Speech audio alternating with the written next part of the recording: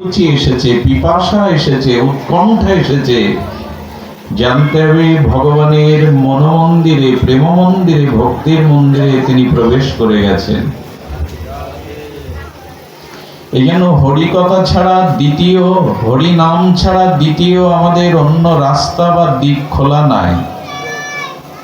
আমি আবারও দৃঢ়কণ্ঠে এই কথা উচ্চারণ করছি, জ্ঞানপীঠ ব্যাসপীঠে বসে হরিনাম হরিকথাতে রুচি ব্যতীত আজ পর্যন্ত কোনো সাধক, মহাসাধক, কোন প্রগতিশীল ভক্তিপথের সাধু সন্ত কেউ আজ পর্যন্ত প্রেম ভক্তি লাভ করতে সমর্থ হয়নি হরিকথা এবং হরিনাম ব্যতীত।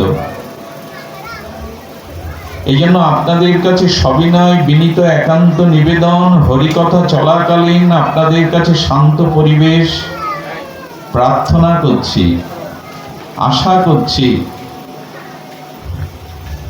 তোমার কথা হেতা কেউ তো বলে না, করে শুধু কোলাহল।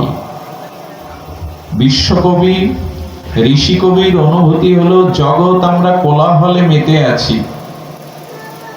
আমরা আমাদের জন্ম কর্ম নিয়েই সারাদিন সারা জীবন আলোচনা করে গেলাম।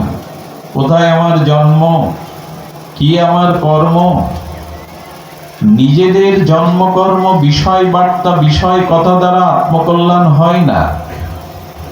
একমাত্র ভগবানের দিব্য জন্মকর্ম, লীলা গুণগাথা শ্রবণের দ্বারাই আমাদের চিত্তে প্রেম ভক্তির উদয় হয়, চিত্ত শুদ্ধি হয়।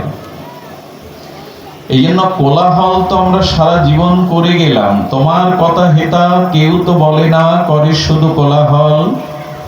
সুধা সাগর তীরেতে বসিয়া এরা পান করে হলাহল।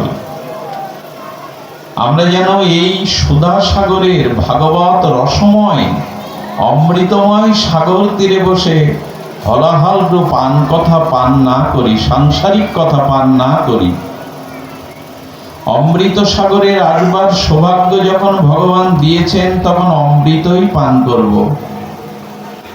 আমরা যেন আন কথা, সাংসারিক কথা এখানে আস্বাদন না করি, এই নিবেদন করে আমরা ভাগবতে প্রবেশ করব।